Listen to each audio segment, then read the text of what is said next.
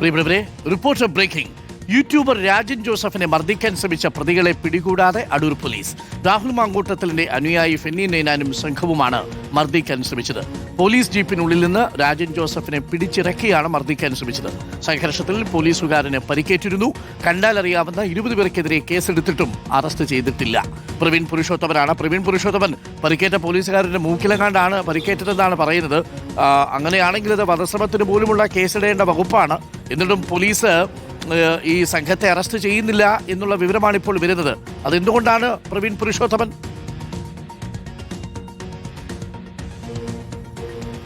അരുൺ, കഴിഞ്ഞ ശനിയാഴ്ച രാത്രി 10 മണിക്ക് ശേഷമാണ് ഈ സംഭവം അടൂർ പോലീസ് സ്റ്റേഷൻ പരിസരത്ത് നടന്നത്. എറണാകുളത്ത് നിന്നും കസ്റ്റഡിയിലെടുത്ത യൂട്യൂബർ രാജൻ ജോസഫുമായി police jeep Adoor police station പരിസരത്തേക്ക് എത്തിയതായിരുന്നു. വിവരമറിഞ്ഞ് 30ഓളം പേരടങ്ങിയ സംഘമാണ്, അത് രാഹുൽ മാങ്കൂട്ടത്തിൻ്റെ അനുയായിട്ടുള്ള ഫെന്നി നൈനാൻ്റെ നേതൃത്വത്തിലുള്ള സംഘമാണ് അവിടെ തമ്പടിച്ചിരുന്നത്. ഈ പോലീസ് ജീപ്പ് പോലീസ് സ്റ്റേഷൻ കോമ്പൗണ്ടിലേക്ക് കയറുന്ന സമയം ഈ പോലീസ് ജീപ്പ് തടയുകയും വാഹനത്തിനകത്തുണ്ടായിരുന്ന രാജൻ ജോസഫിനെ ഈ ഡോർ തുറന്ന് പുറത്തേക്ക് വലിച്ചിറക്കാൻ ശ്രമിക്കുകയും ചെയ്തു. ഇത് പോലീസുകാരെല്ലാം അവിടെ കണ്ടതാണ്. ആ ജീപ്പിനകത്തുണ്ടായിരുന്ന പോലീസുകാർ കൃത്യമായും ഫെന്നി നൈനാനെയും അവിടെ ഒപ്പമുണ്ടായിരുന്ന ആളുകളെയും കണ്ടതാണ്. കൂടുതൽ പോലീസ് അടൂർ പോലീസ് സ്റ്റേഷനിൽ നിന്നും എത്തി ഈ 30ഓളം പേരടങ്ങിയ സംഘത്തെ പ്രതിരോധിക്കുകയും രാജൻ ജോസഫിനെ പോലീസ് സ്റ്റേഷനിലേക്ക് കൊണ്ടുപോവുകയുമായിരുന്നു. അവർ അവിടെയും പിന്തുടർന്നു ഈ സംഘം.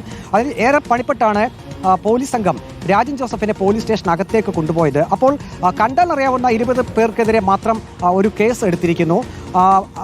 നേരിട്ട് കണ്ട ഒരു സംഭവം, അതായത് ഫെന്നി നൈനാനും കൂടെയുള്ള ആളുകളും ഈ രാജൻ ജോസഫിനെ ആക്രമിക്കാൻ ശ്രമിക്കുന്നത് പോലീസുകാർ തന്നെ സാക്ഷിയാണ്. അതുമാത്രമല്ല, ഏറ്റവും പ്രധാനപ്പെട്ടത് ഈ സംഘർഷം നടക്കുമ്പോൾ ഈ 30ഓളം പേരടങ്ങിയ സംഘത്തെ പിടിച്ചു മാറ്റുന്നതിനിടെ ഒരു പോലീസുകാരൻ്റെ മൂക്കിന് പരിക്കേറ്റു എന്നുള്ളതാണ്.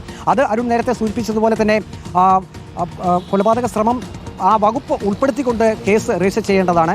നേരിട്ട് കണ്ടിട്ട് പോലും പോലീസ് കണ്ടാലറിയാവുന്ന 20 പേർക്കെതിരെയാണ് കേസ് രജിസ്റ്റർ ചെയ്തിരിക്കുന്നത്. ഇന്നിപ്പോൾ ദിവസങ്ങൾ പിന്നിട്ടിരിക്കുന്നു. ഇപ്പോഴും ആ കേസ് അതിൻ്റെ അന്വേഷണത്തിൽ മാത്രമാണ് എന്നാണ് അടൂർ പോലീസ് പറയുന്നത്. ഇന്നലെ ഈ പരാതിക്കാരിയായിട്ടുള്ള ശ്രീനാദേവി കുഞ്ഞമ്മ ഒരു ബൈറ്റ് പറഞ്ഞിരുന്നു. അതിൽ നമ്മൾ ചോദിച്ചൊരു ചോദ്യം എന്നുള്ളത്, ഇത്തരത്തിലൊരു അനിഷ്ട സംഭവം അവിടെ നടന്നു, ആരാണ് അതിന് പുറകിൽ എന്ന് ചോദിച്ചപ്പോൾ യൂട്യൂബിലൂടെയും ഫേസ്ബുക്കിലൂടെയും സ്ത്രീകൾക്ക് എതിരായി വീഡിയോകൾ പോസ്റ്റ് ചെയ്യുന്നവർക്കെതിരെ അവർ അടൂരിൽ വന്നു കഴിഞ്ഞാൽ 2 അടി കിട്ടും എന്നായിരുന്നു പരാതിക്കാരിയായിട്ടുള്ള ശ്രീനാദേവി കുഞ്ഞമ്മ പറഞ്ഞത്. അതിനർത്ഥം അവിടെ ഒരു സംഘർഷം നടന്നു എന്നുള്ളതും ഈ രാജൻ ജോസഫിനെ മർദ്ദിക്കാൻ ചിലരൊക്കെ ശ്രമിച്ചു എന്നുള്ളതിനും അത് സംബന്ധിച്ചുകൊണ്ടുള്ള ഒരു പ്രസ്താവനയാണ് ശ്രീനാദേവി കുഞ്ഞമ്മ നടത്തിയത്. ഏതായാലും ഫെന്നി നൈനാനെയും കൂട്ടരെയും ഈ 30ഓളം പേരടങ്ങിയ സംഘം, അതിൽ കണ്ടാലറിയാവുന്ന 20 പേരെന്ന് പോലീസ് പറയുന്നു, അവരാരെയും ഇതുവരെ കസ്റ്റഡിയിൽ എടുക്കാനോ ചോദ്യം ചെയ്യാനോ അടൂർ പോലീസ് തയ്യാറായിട്ടില്ല.